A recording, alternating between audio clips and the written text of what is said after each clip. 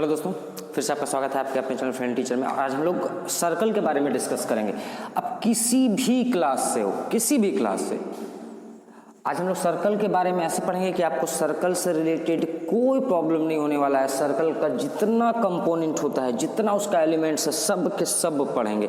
Circle और sphere के बीच में क्या डिफरेंस है, ये सब कुछ हम लोग देखेंगे आज इस वीडियो के बाद। सच में स्फीयर में आपको कभी कोई प्रॉब्लम नहीं होगा। आपको मैंने समझाने के लिए दो एग्जाम्पल लिया है, दो चीज़ का यूज़ कर रहा हूँ मैं। एक स्माइली है और एक मेरे पास एक लिड है, ढक्कन। ओके सुनो, सबसे पहले हम लोगों के पास एक क्वेश्चन है कि एक स्फीयर और एक सर्कल में अंतर क्या होता है, क्योंकि हम लोग पढ़ रहे हैं सर्कल के बारे में, तो ये भी जानना जरूरी है। ओके सुनो मेरी बात ध्यान से। दोनों शेप गोल होता है। बहुत लोग कन्फ्यूजन कभी कभी किसी लोगों को होता है कि सर्कल और स्फीयर में क्या अंतर है, तो मैं आपको ये डीपली समझाने जा रहा हूँ कि सर्कल और स्फीयर में क्या अंतर होता है। देखो मेरे पास दो फिगर है, एक स्माइली है और एक ढक्कन है। अब ध्यान से देखो, ये क्या आपको इन दोनों शेप में, देखो ये दोनों शेप में कोई नजर आ रहा है, कुछ अंतर है? आप देखोगे बिल्कुल है। क्या अंतर? देखो मैं ध्यान से आपको काउंटिंग करवा रहा हूँ अंतर। देखो इस स्माइली में इसके पास कहीं से उल्टा पलटा टेढ़ा मेढ़ा कुछ भी करो, देख रहे हो, कुछ भी करो, आपके पास जो इसका सरफेस होगा कहीं पे भी आपको प्लेन सरफेस नजर नहीं आएगा। हर जगह इसका कर्व सरफेस है, पहला। दूसरा, आप इस सर्कल देखो, सर्कल का कर्व सरफेस तो है ही, ये रहा एक एज है, कर्व देख रहे हो ना, लेकिन इसका जो सरफेस है वो देखो फ्लैट सरफेस है, जबकि आपके स्फीयर यानी कि गोले में कोई फ्लैट सरफेस नहीं होता है। पहला डिफरेंस कि अगर किसी सर्कल कोई भी राउंड शेप है और राउंड शेप में अगर उसका फ्लैट सरफेस है तो वो सर्कल, फ्लैट सरफेस नहीं है तो वो स्फीयर। ओके, दूसरा देखो इस फिर से इस शेप में आओ, इस शेप को कहीं से भी आप घुमाओ, कहीं से भी, देखो मैं आपको घुमा करके दिखा रहा हूँ, देख लो आप खुद से देखो, कहीं पे भी इसमें आपको कहीं कोई एज नजर नहीं आएगा, यानी कि इसका कोई किनारा नहीं है। देखो कोई किनारा है कहीं पे आपको नजर आ रहा नहीं है। लेकिन अगर इसी बात पे आप सर्कल पे आओगे, देखो ये सर्कल का शेप है, तो इसमें देखो एक किनारा है, देख रहे हो ये वाला शेप, देख रहे हो ये वाला शेप, ये शेप, ये किनारा है। तो क्या अंतर मिला कि इस एक स्फीयर में फ्लैट सरफेस नहीं होता है, जबकि सर्कल में फ्लैट सरफेस होता है। दूसरा, एक स्फीयर का कोई एज नहीं होता है, किनारा नहीं होता है, जबकि सर्कल का किनारा होता है। ओके चलिए, अब चलिए हम लोग आते हैं सीधे अपने टॉपिक पे, जो हम लोग तो आप समझ गए कि स्फीयर और सर्कल में क्या अंतर होता है। अब हम लोग सीधे सर्कल पे आते हैं, देखते हैं सर्कल क्या बोलता है। ओके, सर्कल का कुछ इंपॉर्टेंट कंपोनेंट है, जैसे ऑरिजिन हो गया, रेडियस हो गया, डायमीटर हो गया, कोड हो गया, सेक्टर हो गया, आर्क हो गया, सर्कमफ्रेंस हो गया, एरिया हो गया, बहुत कुछ है। तो हम लोग जितना भी कंपोनेंट है सारा मिला करके 11 कंपोनेंट होता है, और भी है लेकिन इसी से बना हुआ है। जो बेसिक कंपोनेंट है वो 11 है किसी सर्कल में। आज हम लोग सारे के सारे एलिमेंट्स के बारे में पढ़ेंगे, और इस एलिमेंट से सचमुच में आपको कभी कोई दिक्कत नहीं होने वाला है। अगर एक बार आप पढ़ लोगे तो आपको बिल्कुल भी दिक्कत नहीं होने वाला। और गाइज, अगर वीडियो पसंद आया हो तो प्लीज़ लाइक कर देना। अगर आप मेरे इस वीडियो को फेसबुक पेज पे देख रहे हो तो प्लीज़ उसे भी लाइक कर देना। ओके चलो अब आते हैं सीधे वीडियो। देखो सबसे पहले आती है बात ओरिजिन की। अब ये ओरिजिन होता क्या है तो सुन लो ध्यान से। ओरिजिन का हिंदी होता है उत्पत्ति। ओरिजिन का हिंदी क्या होता है? उत्पत्ति। तो हमेशा एक बात माइंड में जरा सोचो, आप किसी भी सर्कल को ड्रॉ करो, किसी भी सर्कल को, तो जरा सा सोच करके देखो कि सर्कल को ड्रॉ करने से पहले आपको क्या डिसाइड करना पड़ता है, क्या बनाना पड़ता है, तभी सर्कल बनेगा। अगर वो चीज़ नहीं बनाओगे तो सर्कल बनेगा ही नहीं। तो क्या बनाना पड़ता है? तो सबसे पहले आपको उस सर्कल का केंद्र डिसाइड करना पड़ता है, और केंद्र से ही आपको सर्कल बनाना पड़ता है। यानी कि किसी भी सर्कल का जो ओरिजिनेशन होता है, यानी कि उसकी जो उत्पत्ति होती है वो केंद्र से होती है, और इसी केंद्र को इसी कारण से, चूंकि इसकी ओरिजिनेशन यहीं से हुई है सर्कल का, तो इसीलिए इसको ओरिजिन कहा जाता है। क्या कहा जाता है दोस्तों? ओरिजिन कहा जाता है। ओरिजिन का मतलब होता है वो जगह जहां से वृत्त की उत्पत्ति हुई है, और वृत्त की उत्पत्ति तो हमको पता है कि किसी भी वृत्त की उत्पत्ति कहां से होती है, तो उसके केंद्र से होती है, इसीलिए केंद्र को ओरिजिन कहा जाता है। यहां तक क्लियर हो गया कि ओरिजिन क्या होता है। दूसरे, अब बोलता है रेडियस। अब रेडियस क्या, हम लोग देखो सारे करके एक एक पढ़ेंगे, ध्यान से बस देखो।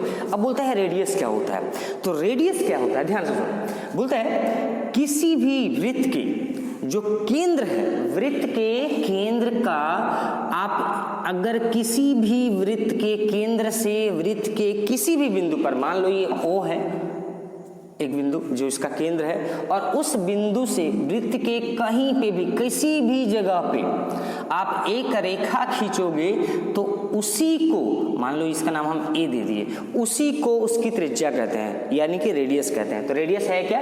केंद्र और वृत्त के किसी भी बिंदु की दूरी को उसकी त्रिज्या कहते हैं। ये आप कहीं भी जाओगे ना, इस पॉइंट से यानी कि ओरिजिन से आप इस जगह पे आओ, इस जगह पे आओ, इस जगह पे आओ, इस जगह से आओ, इस जगह पे आओ, कोई मतलब नहीं है, हर जगह इसका डिस्टेंस सेम ही होगा। ओरिजिन की ये खासियत होती है कि ओरिजिन से और वृत्त के किसी भी बिंदु से अगर एक रेखा मिलाई जाती है तो कहीं पे भी आप मिलाओ, ये हमेशा बराबर होगा। चलो तीसरा आते हैं। अब डायमीटर क्या होता है? सुनो, ओके, डायमीटर पढ़ने से पहले एक देखो कोड लिखा हुआ है 7 नंबर में, हालांकि हम इसको बाद में पढ़ाएंगे थोड़ा अच्छा से, लेकिन डायमीटर को पहले सुन लो। डायमीटर होता क्या है? देखो, डायमीटर का मतलब होता है जो वृत्त है उसकी मैक्सिमम चौड़ाई कितनी है। ध्यान से सुना, जो वृत्त है और उसकी मैक्सिमम चौड़ाई कितनी है। तो सिंपल सा बात है, इसका मैक्सिमम चौड़ाई कहाँ पे होगा? ओरिजिन पे होगा, क्योंकि आपको तो पता है ना कि सबसे जो वृत्त चौड़ा होता है, जो उसका मतलब ब्रेथ होता है, वो सबसे ज्यादा ओरिजिन के पास होता है। बाकी आप जैसे जैसे इधर उधर जाओगे वो छोटा होते जाता है। देखो अर्थ पे भी ये रूल लागू होता है इक्वेटर के पास। तो आप तो जानते ही ये बात कि सबसे बड़ा जो होता है वो कहाँ पे होता है? तो वो होता है बिल्कुल ओरिजिन पे, सबसे बड़ा। और इसी को जो वृत्त की जो ओरिजिन है, यानी कि उसका जो केंद्र है, उस केंद्र से गुजरने वाली कोई भी रेखा जो वृत्त को 2 बिंदुओं पर टच करती है, हम क्या बोले, फिर से ध्यान सुनो, वृत्त के केंद्र से होकर, यानी कि वृत्त जो भी है उसके केंद्र से होकर गुजरने वाली रेखा जो कि वृत्त के किसी 2 बिंदु को टच करती है दोनों साइड, यानी कि देखो ये O हो गया, ए हो गया, बी हो गया, यानी कि इसी को बोलते हैं, क्या हुआ इसमें? तो ये वृत्त का केंद्र से होके पास किया और वृत्त को 2 बिंदुओं पे जाके मिलता है। ध्यान रखना ये बात कि वृत्त पर 2 बिंदुओं के साथ जाकर मिलने वाली और केंद्र से होकर गुजरने वाली रेखा, जब तक ये केंद्र से नहीं गुजरेगा तो नहीं, केंद्र से जहां गुजरा और वृत्त के 2 बिंदु को टच कर दिया तो वो उसका क्या बन जाएगा? व्यास बन जाएगा, डायमीटर बन जाएगा। अच्छा एक बात और सुनो, देखो तो हम आपको बताए थे ना कि ओरिजिन से वृत्त के किसी भी साइड, चाहे ऐसे आओ, ऐसे आओ, ऐसे आओ, ऐसे जाओ, कोई मतलब नहीं है, सारा का डिस्टेंस सेम होता है कि नहीं होता? हम अभी आपको बताए थे ना। ओके सुनो, अब देखो ये मान लो R है, ये वाला जो आप देख रहे हो, ये वाला जो आप देख रहे हो, ये वाला, ये मान लो R है। त्रिज्या हम बताए थे कि ओरिजिन से वृत्त के किसी भी बिंदु पे खींचा गया जो रेखा खंड होता है उसको त्रिज्या बोलते हैं। अब सुनिएगा ध्यान से, तो एक R इधर हो गया और एक R इधर हो गया, देख रहे हो, एक R इधर हो गया, यानी कि डायमीटर जो होता है, यानी कि व्यास जो होता है, डायमीटर जो होता है वो कितने R से मिल करके बना है? तो एक R इधर हो गया और एक R इधर हो गया, R प्लस R यानी कि 2R। इससे हमको क्या पता चला?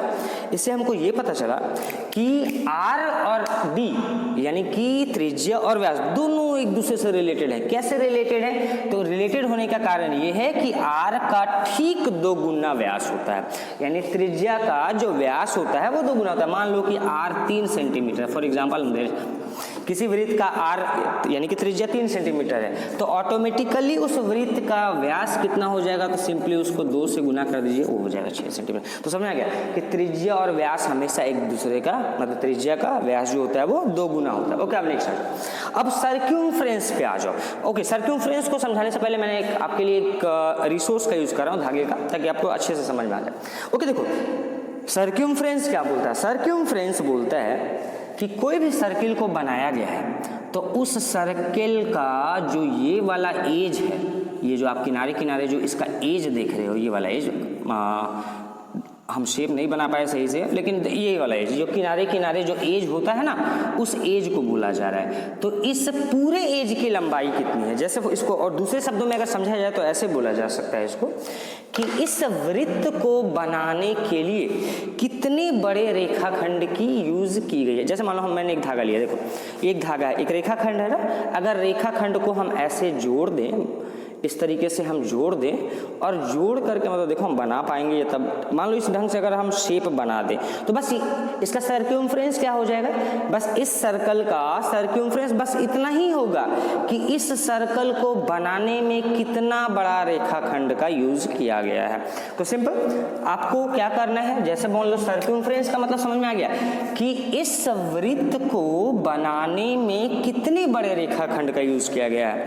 इसका मतलब आप इसको अगर डिफाइन करना चाहोगे तो ऐसे कर सकते हो, the length of the edges, total length of the edges, यानी कि किनारों की जो टोटल रेखाखंड की जो लंबाई है वो कितनी है। तो इसको निकालने का एक फॉर्मूला होता है, सुनो, 2 पाई r, और आपको तो पता है कि 2r को हम d भी लिख सकते हैं। तो देखो 2 और r, यानी कि एक और फॉर्मूला हो गया पाई d।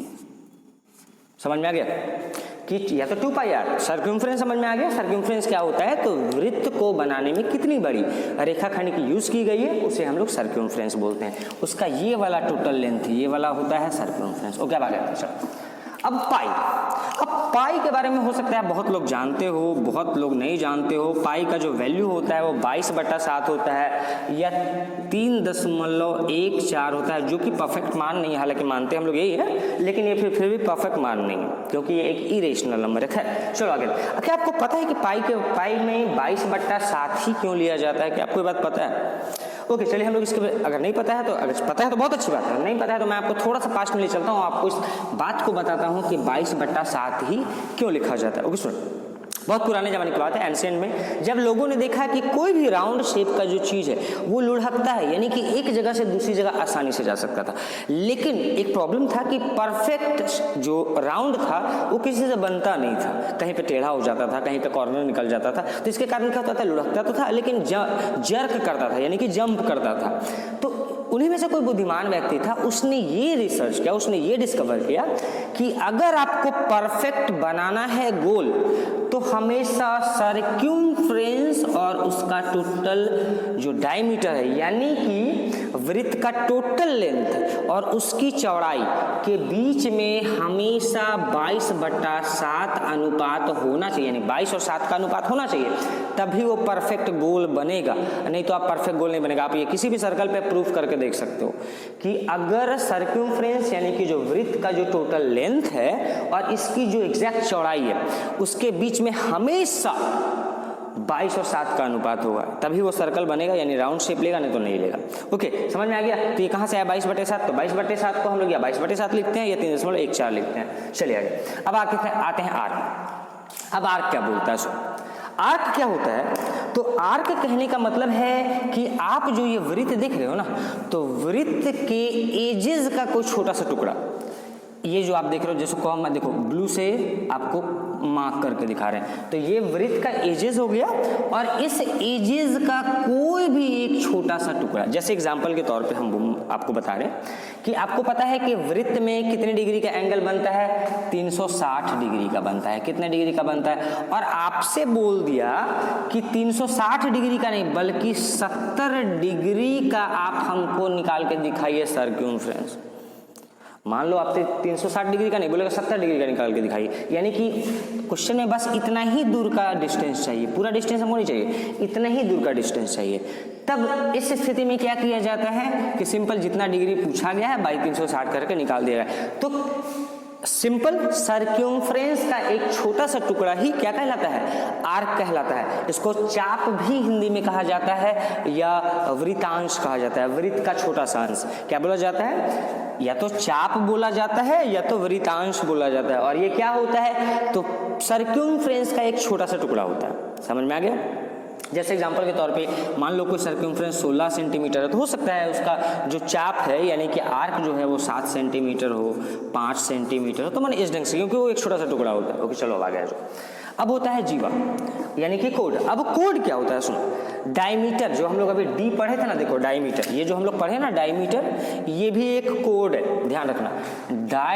यानी कि diameter is also a code. अब कोड का डेफिनेशन पहले होता है क्या? इसको हिंदी में जीवा बोलते हैं। बोलता है कोड कि वृत्त पे किसी भी दो बिंदु को मिलाने वाली रेखा, क्या वृत्त के किसी भी दो बिंदु को मिलाने, मान लो कि वृत्त पे कोई भी दो बिंदु है, उन दो बिंदु को अगर मिला दिया जाता है तो जो रेखाखंड का निर्माण होता है उसी को हम लोग क्या बोलते हैं, कोड बोलते हैं। जैसे एग्जांपल के तौर पे देखो, मान लो कि ये एक सर्कल है जिसका ओरिजिन यहाँ पे है। अब हम आपको क्या बोले अभी कि वृत्त के किसी भी दो बिंदु को मिलाने वाली जो रेखाखंड होती है वो क्या होती है, कोड होती है। जैसे मान लो यहाँ पे एक बिंदु है जिसको हम ब्लू से आपको मार्क करके दिखा रहे हैं। जैसे मान के चलो यहाँ पे एक बिंदु है जिसका नाम है ए और यहाँ पे एक बिंदु है जिसका नाम है बी। तो ए और बी को मिलाने पे जो रेखाखंड बनेगी उसी को हम लोग जीवा बोलते हैं। मान लो ये कहीं भी हो सकता है, मान लो यहाँ पे एक और बिंदु है और यहाँ पे एक और बिंदु है, तो इस बिंदु को मिला दीजिए। मान लो इस बिंदु का मैंने नाम दे दिया सी और इसका नाम दे दिया डी। तो ये जो रेखाखंड बना इसी को हम लोग बोलते हैं कोड। और एक बात आपको ध्यान रख, देखो तो डायमीटर भी क्या होता है, डायमीटर जो होता है वो भी तो वृत्त के दो बिंदु पे मिलता है, बस अंतर ये होता है कि वो सेंटर से होकर के गुजरता है। तो सेंटर से होकर के गुजरने वाली जो डायमीटर होती है वो भी एक जीवा होती है, कि एक कोड होता है। आप ध्यान रखना ये बात को। और जो केंद्र से होकर के जाने वाला कोड होता है वो सबसे बड़ी जीवा है। क्यों? क्योंकि आपको पता है कि केंद्र के पास वृत्त की चौड़ाई सबसे ज्यादा होती है। इसी कारण से जीवा तो हर दो बिंदु को मिलाने वाला है, लेकिन केंद्र से होकर के गुजरने वाली सबसे बड़ी जीवा है होती है, जिसका एक अलग वैल्यू होता है और उसका एक अलग इंपॉर्टेंस होता है सर्कल में, जिसको हम लोग डायमीटर या व्यास के नाम से जानते हैं।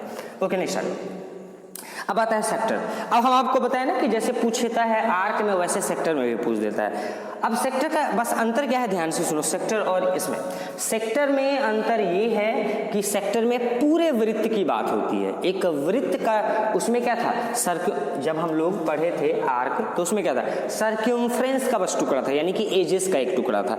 लेकिन सेक्टर में ऐसा नहीं होता है। सेक्टर में आपको जो टुकड़ा बोला जाएगा उसके पूरे नेचर सर्कल के बारे में बात किया जाए। जैसे एग्जाम्पल के तौर पे देखो, मान के चलो ये एक सर्कल है आपके पास और इस सर्कल में एक ओरिजिन है जिसका नाम है ओ। ठीक है, ध्यान से देखना। अब मान के चलो आपसे बोला गया कि इस सर्कल में जो भी रेडियस, हमको रेडियस से मतलब नहीं, इसमें बोला गया रेडियस जो भी दिया हुआ कि आप इसमें 80 डिग्री का एरिया, आपको पता है कि 360 डिग्री का पूरा सर्कल होता है। अब बोल रहा है कि बस इसमें हमको इतना ही दूर का एरिया चाहिए। मान के चलो कि बोला कि घास चर गया, घोड़ा था, इतना दूर का घास चर गया, इसका एरिया निकालिए। तो वृत्तखंड का यूज, वृत्तखंड में क्या था, देखो वृत्तखंड में क्या है कि आपको ये पूरा एरिया लेना है, इस पूरा एरिया के बारे में बात कर रहा है। जबकि आर्क में क्या बोल रहा था, तो आर्क में सिंपली एज के बारे में बात करते हैं, यानी कि किनारा के बारे में बात कर रहा था और कुछ नहीं बात करता। अंदर वृत्त के पोर्शन से उसको कोई लेना देना नहीं। तो आर्क और सेक्टर में अंतर है, याद रखना। आर्क को हिंदी में वृत्तांश बोला जाता है, जबकि सेक्टर को हिंदी में वृत्तखंड बोला जाता है। ये बात आप ध्यान रखोगे। ओके नेक्स्ट चलो। अब टेंजेंट, अब टेंजेंट क्या होता है, चलिए बहुत अच्छी बात है। ओके, ध्यान रखना, मैं जितनी भी चीजें बता रहा हूँ इससे आगे आपको ये सब कुछ यूज होने वाला है आगे, और आप इस पे बेस्ट क्वेश्चन भी बनाओगे। ध्यान रखना, मैं कई चीजें इस पे प्रूफ करके दिखाऊंगा जो मैं अभी बोल रहा हूँ जो, इसलिए ध्यान से सारे टॉपिक को समझना। गाइस अगर वीडियो पसंद आया तो लाइक कर देना, सब चैनल पर नए हो तो सब्सक्राइब कर देना और दोस्तों के साथ शेयर करना तो बिल्कुल मत भूलना। ओके चलो अब आ जाते हैं टेंजेंट पे। अब टेंजेंट को हिंदी में बोलते हैं स्पर्श रेखा। स्पर्श रेखा का तो मतलब आपको समझ में आ ही रहा होगा कि स्पर्श का मतलब होता है टच करना। स्पर्श का मतलब क्या होता है, टच करना। तो अगर हम इसके डेफिनेशन की बात कर लें तो बोला जाता है when a straight line meets a curve line, when a straight line meets a curve line, यानी कि कहने का मतलब है कि मान लो ये एक सर्कल है, एक सर्कल है, चलो ठीक है, इसका ओरिजिन O है। अब क्या बोला, डेफिनेशन क्या बोला कि the meeting of a straight line, the meeting of a straight line and a curve line. अब देखो एक स्ट्रेट लाइन जो है एक कर्व लाइंस के साथ मिल रहा है, ये एक ही पॉइंट है, मतलब चूंकि मेरे पास उतना मेजरमेंट तो है नहीं, हम ऐसे ही बोर्ड में बना देंगे, लेकिन ये एक ही पॉइंट है, कहीं पे एक ही जगह टच करेगा, ठीक है। तो इस लाइन को, इस मीटिंग लाइन को क्या बोलते हैं, तो इसी लाइन को बोलते हैं टेंजेंट। यानी कि एक स्ट्रेट लाइन बाहर से जब सर्कल के अंदर आता है और उसे एक बिंदु पे छूता है तो उसको हम लोग स्पर्श रेखा बोलते हैं। और स्पर्श रेखा का नेचर क्या होता है, ये भी प्रूफ आपको करना है, ध्यान से सुनो। स्पर्श रेखा का नेचर होता है कि स्पर्श रेखा पे जो बिंदु होता है, देखो इसको बोलते हैं टेंजेंशियल पॉइंट या टेंजेंट पॉइंट। सब देखो यहाँ पे लिखा हुआ है, नेक्स्ट हमारा वो है, तो मैं एक साथ एक्सप्लेन कर दे रहा हूँ, या तो टेंजेंट पॉइंट या टेंजेंशियल पॉइंट, और इस लाइन को टेंजेंट लाइन, ठीक है। तो टेंजेंट लाइन में जो टेंजेंट पॉइंट बनता है उस पॉइंट से केंद्र का जो मिलान होता है, यानी कि केंद्र उस टेंजेंट पॉइंट पे बनने वाली जो त्रिज्या होती है वो हमेशा एक राइट एंगल का निर्माण करती है। ये बात आपको ध्यान रखना है, ये प्रूफ करना है आपको। क्या हम बोले फिर से सुनो, कि किसी भी टेंजेंट लाइन का जो टेंजेंट पॉइंट होता है वो टेंजेंट पॉइंट हमेशा 90 डिग्री केंद्र के साथ बनाती है। टेंजेंट लाइन केंद्र और टेंजेंट लाइन का जो बीच का जो एंगल होता है, यानी कि इस जो त्रिज्या होगी वो हमेशा टेंजेंट लाइन पे कितना डिग्री का एंगल बनाएगी, 90 डिग्री का एंगल बनाएगी। ये आपको ध्यान रखना है, क्या कि टेंजेंट लाइन से जो त्रिज्या यानी कि रेडियस बनाया जाता है वो टेंजेंट लाइन पे हमेशा 90 डिग्री का एंगल बनाती है, ध्यान रखोगे। चलो, तो टेंजेंट लाइन हो गया, टेंजेंट पॉइंट भी हो गया। अब एरिया आ जाओ। अब देखो एरिया का मतलब है क्या, ध्यान से सुनो। देखो फिर से मैंने उसी एग्जांपल को यूज कर रहा हूँ। अब जैसे मान के चलो, देखो मेरे पास ये एक लिड है, ठीक है। अब लिड को जैसे ही मैं उठाता हूँ और लिड को इस जगह पे, देखो ध्यान से देखो, इस जगह पे रख देता हूँ, तो जो ये लिड रखे हम, तो ये कुछ ना कुछ तो एरिया कवर किया ना, कि यानी अपने लिए जगह बुक कर लिया ना, कि इतना जगह में तो भाई हम ही रहेंगे, अब दूसरा कोई नहीं रह सकता। तो ये जगह बुक किया ना, ये देखो हम उठा, ये जब इस पे सरफेस पे आप डालोगे तो ये एक अपना स्पेस ले लेगा, जगह बुक कर देगा, यानी कि इस एरिया में कोई नहीं आ सकता है। तो ये जो एरिया बुक किया, बस कितना एरिया बुक किया है ये, इसी को हम लोग बोलते हैं इसका एरिया। ध्यान से समझ में आ गया क्या, कि सर्कल मतलब सर्कल जितना एरिया कवर करता है उस एरिया को हम लोग क्या बोलते हैं, उसी एरिया को बोला जाता है एरिया। चलिए ठीक है, तो एरिया का फॉर्मूला क्या होता है, तो एरिया का फॉर्मूला होता है A equal to pi R square. ये बात आपको ध्यान रखना है। ओके गाइस, तो आज हम लोग देखें कि सर्कल के बारे में बहुत कुछ जान गए, सर्कल का जितना कंपोनेंट था सब का सब जान गए। अगले वीडियो में हम लोग क्या करने वाले हैं, तो इससे रिलेटेड कुछ प्रूफ करना सीखेंगे। जितना चीज़ हम लोग अभी पढ़े, जितना चीज़ मैंने आपको बताया, उन चीज़ों को हम प्रूफ करना सीखेंगे। तो गाइस प्लीज़ अगर वीडियो पसंद आया हो तो प्लीज़ लाइक कर देना, और लाइक करने के बाद दोस्तों के साथ शेयर भी कर देना। तो चलो मिलते हैं अगले वीडियो में, तब तक के लिए बाय बाय।